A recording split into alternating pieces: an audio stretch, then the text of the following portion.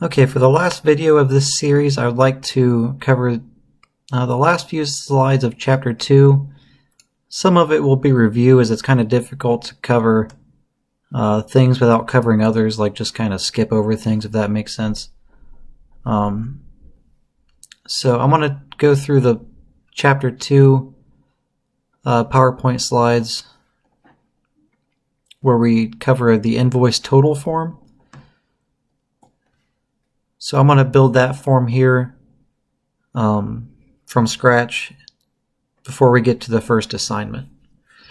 So if you notice, I just highlighted these labels that we made in the last video. If you just highlight them in bulk like you do anything else, like in Word or PowerPoint, you can just hit delete and it'll delete them. And then I'll go ahead and click the Save button. So I want to go back to the toolbox window and pin it. And the application we're going to make here is it's going to take a subtotal, and then from that subtotal it's going to figure out a discount percent. So maybe you had to spend a certain amount of money to get a certain percent discount, and it's going to calculate that discount as well as the total price for our invoice. So the first thing I'd like to do is I can go to the form, and remember that the properties window gives you context as to where you're at. So now it's going to tell me that I'm in my form 1, and it's going to show me the namespace that a form is found in. But I want to change the text of my form to say invoice total application. And notice when I change the text of my form, it also changes the text up here in my design view. So now if I put this form on somebody's computer, it'll change the name. And you can also change the name of the form here. It's usually easier to rename it this way, that way it renames it throughout your entire application. And I can call it invoice total. And then it should ask me if I would like to perform this rename on the entire project and all of its references. I'll go ahead and click yes. That way I don't miss anything. And now if I go to this invoice total form, notice that it changes the name to invoice total. I didn't have to do it myself. The rename took care of that for me. So I can save it and build it, and it should build fine. And the build succeeded. So a lot of time renames can break a build, so it's always smart to do it in a way that the compiler tries to help you a little bit, or the IDE tries to help you a little bit. So the first thing that this program is going to do is I want a label, and I want to change the text of that label to subtotal. So this is going to give the user a little bit of context as to what goes in this label. I'm going to move this submit button because the window isn't going to be that big, so I'm going to make this a little smaller. And I'll go ahead and drag the rest of my labels on the screen, since there's going to be 4 text boxes. So I'm going to put this subtotal label about here. And if you drag these, it should give you a little bit of context clues as to how to position them so they're aligned. So if you want to left align them, it's always good to have this blue line on the side so they're left aligned. And I'm going to change the text of this button to discount percent. Or this label, I'm sorry. Change the text of this label to discount amount. And this label to total. It looks like they put colons, so I'll go ahead and put colons too, even though it's not hugely important. Uh-oh, and it just made me a click event. I don't want that. So I'll go ahead and delete it from here, and remember to delete it from here. It should give me a little bit of context as to where the error occurs. So as you can see on the right hand side here of my scroll bar, it turns red. So it's just trying to tell me that there's a compile error at this point in your code. So that should help you a little bit as far as a context clue as to where your error is at. And I'll put a colon there and save it. Now I'd like to drag some text boxes onto the screen to be able to enter in some information. So here's a text box here for my subtotal, for me to input the subtotal. Now a text box is a little different where the user inputs the text, so I'm going to leave that blank for the user to put in, but I'm going to change the name, that way I can access it in code and it means a little bit more to me. So I'm going to change the name to txt subtotal. And it'll make sense why I changed this name here in a minute when we go back to the code and actually try to manipulate these values. Let's go back and I'm going to add a few more text boxes to the screen to display some more information to the user. And I just use text boxes because that's what the PowerPoint uses. You could use a label just because these text boxes you can't input any information. And I'll go ahead and add a second button to the screen because it has a calculate button and exit button. Let's try to make this around the same size. This button is called calculate in the PowerPoint, so I want to name this calculate. And this button is called exit, so I'm going to name this button exit. Another pretty cool thing you can do in Windows Forms to help is you can make this have an ampersand, or like a little and symbol here. And with that and symbol, you can see a little bit that it underlines this X. And with that X underlined, it gives you the ability to hit Alt X. So it just gives you like a shortcut to exit the program. So if I start it, and here's my Windows Forms application, if I hit Alt X, it'll hit this exit button. I guess it really doesn't do much since I don't have this exit button coded. So let's code this exit button to close the application when it's clicked. So button one click, let's go ahead and delete that actually. Sorry. And I want to change the name of that button, and this is going to be broken because I deleted the event handler.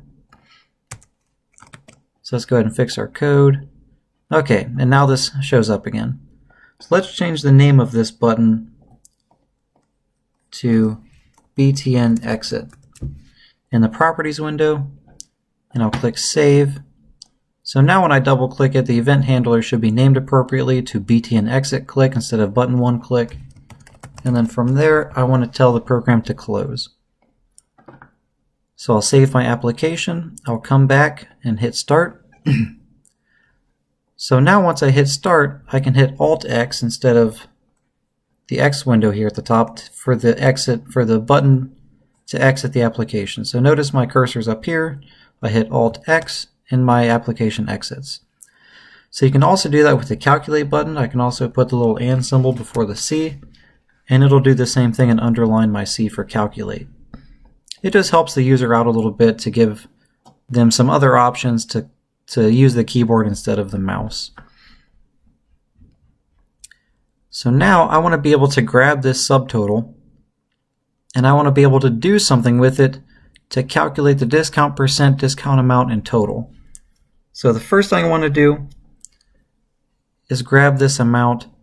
I'm going to make these disabled since you can't do anything, and there's actually a property to do that with. So let's first change this text box's name to make a little more sense. I'll name it txt discount percent.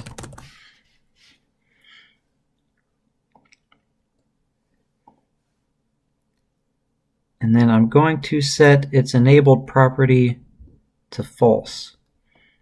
So that's just telling it that I don't want the user to be able to type anything in here. So I'm going to do that with all three of these text boxes. Go ahead and set the enabled property to false. And you really can't see anything now, but when you run the application, they should look gray, like you can't type in them. And then lastly, I'm going to change the accept buttons on this form. So it allows you to hit enter and escape, and it just gives the user some more options as to what they can do on the form. So let me go ahead and find the property. So you notice here there's a property called cancel button. So essentially this is the exit button. And if you click the drop down, you can see that I can do the BTN exit or the BTN submit. So since it's a cancel button, I want to choose this BTN exit. And then I want to set the accept button, which is here, to BTN submit. It probably should be called BTN calculate since we changed the name. I'll let you do that if you'd like. So now when I start my application and I hit the escape button, it'll do the same thing as my exit button. And conversely, my calculate button will do an accept function or an enter button click. So that being said, if I double click this calculate button, it should give me an event handler for my calculate. And it's named incorrectly. I want this to be called BTN calculate click event. So I'll change the name here. But it's not going to rename my event handler click event, so I'm going to copy this. And I'm going to go back to my designer method and then change the method that it points to here. And that should get rid of that error. So now this method, this event handler, is pointing to this method again. So here's the code that I want to run whenever I click the submit button. So the first thing I want to do is I want to grab the text that's in that text box. So remember, the first thing I said is I want to be able to grab the text box. So if I type in txt, I should have all of my text boxes, and it looks like I forgot to rename a couple of them. But I want to grab txt subtotal. So let's go back and rename a couple of these. That way they make sense when I go to try to get the values and set the values. Let's go ahead and rename this one to txt amount. Let's try to spell amount correctly. I want to change this one to txt total. And I'll click save. That way when I go back into the code, it knows what I'm talking about. So now I want to grab what's on the text property of the text subtotal. So here's my object or component that I'm working with on my user interface. And if I hit dot, it should give me all of the properties that are on that component. And the property that I want specifically is the text property. So here is my txt subtotal.text. But I'm not currently doing anything with it. So what I want to do is I want to set that to a variable, and I can see here that this text property is a string.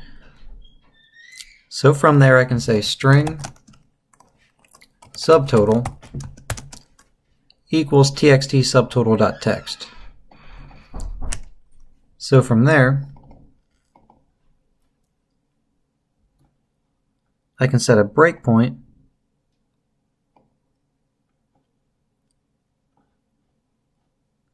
Let's set a breakpoint down here and hit start. And you notice these three are grayed out since I disabled them. And I want to type in this is a test and click calculate.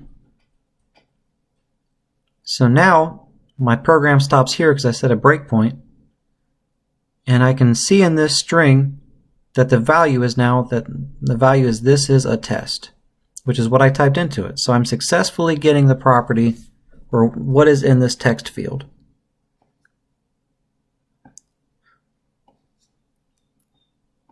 So it's currently a string, so I want to be able to do math with it since it's going to be a price. So I actually want this to be a double or a decimal of some sort since it's going to be a price. So I want to use the convert class, and we'll talk about the convert class more later on. Just know that it exists, and I want to convert this to a decimal because right now it's a string. So this method takes a string and converts it for me to a decimal, as long as it is a decimal. So obviously if I do this as a test and I try to convert that to a decimal, it's going to fail because it's not a decimal. So right now we're just going to trust the user right now that they're not going to input garbage here. And I'm going to convert this decimal into a subtotal.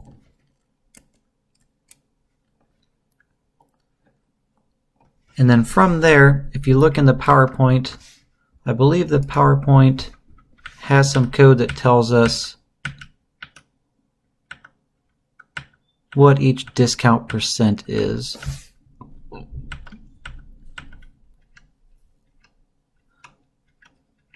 Alright, I'm not seeing anything quickly.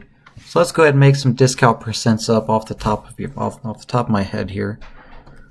Let's say if you spend over $100, the discount percent is 10%. 100 to 250 is 20%, and over 250 is 25%. So let's make decimal discount percent equals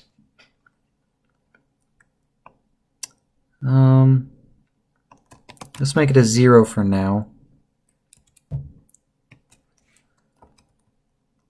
So let's make an if block, if the subtotal is greater than 100 and it's also subtotal is less than or equal to 200, then I want to set the discount percent to 0.1. And M just tells it that it's a decimal. So don't worry too much about the M.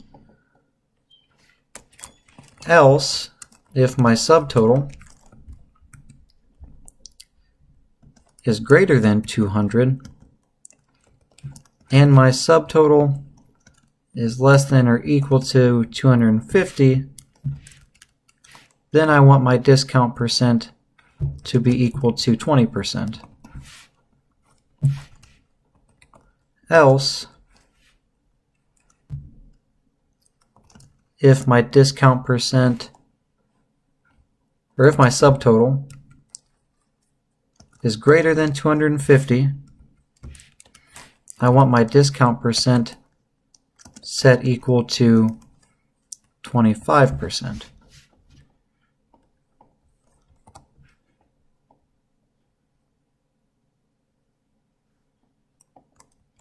Okay. So otherwise, you don't get a discount.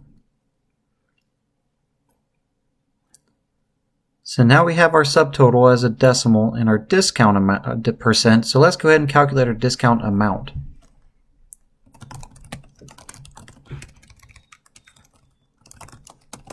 So that's going to be equal to our subtotal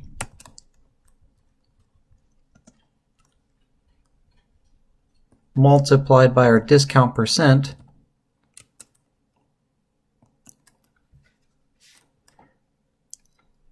but if that's 0, then that's going to set our entire discount amount to 0, so that should be fine. So either way, that should be fine. So I want to then figure out our discount. So I have our discount percent, so now I need our total.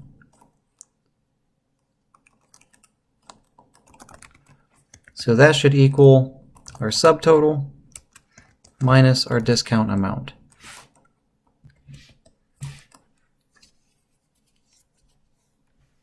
So now we have all 4 text boxes. We have our subtotal, we have the percent discount, we have the amount that their discount is, and we have the total. So let's go ahead and update our text boxes with those fields. So txt discount percent equals, we want to set the text property of that, equals the discount percent, and we want to make that a string. And then don't worry too much about this, but we're going to go ahead and format that as a percent. This might be an F, but let's leave it P2 for now. So txt discount amount, and we want to set the text property of that equal to the discount amount, and again we want to make that a string, and I'm going to go ahead and format that as currency, and the txt total dot text is going to be equal to total dot toString, and again it's going to be formatted as currency.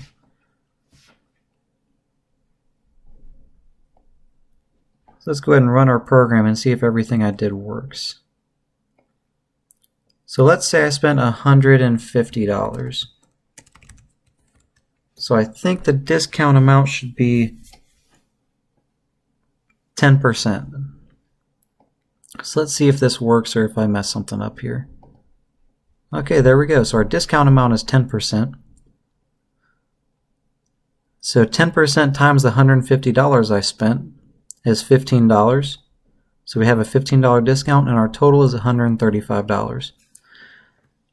So this is just a very simple application we can write in C#. For your first assignment, there'll be a little bit more on the website or on Blackboard, but I want you to make a Chipotle menu. So I want you to make an application where you can order Chipotle and use a lot of the things that you can find on the toolbox here on the left hand side. So it doesn't have to be 100% functional. I just want you to start using Visual Studio, start using a lot of the components over here. A lot of them should be fairly straightforward. You have labels that you can use, obviously text boxes, buttons to exit the application that we just covered. And then also you can use radio buttons.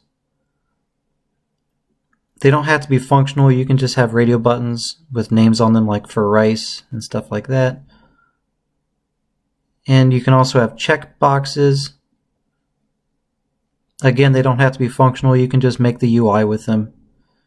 And a combo box if you want to maybe check between bowl or taco or burrito or anything like that. You can also use Chipotle's website to look at how their menu might look or the options that they can have on their menu. And that's due at the end of week 2. So if you have any questions, feel free to email me. Hopefully this all makes sense. If you have any comments or questions or concerns on the videos, go ahead and shoot me an email, or be sure to use the Q&A discussion on Blackboard. And I'll see you on week 3. Thanks.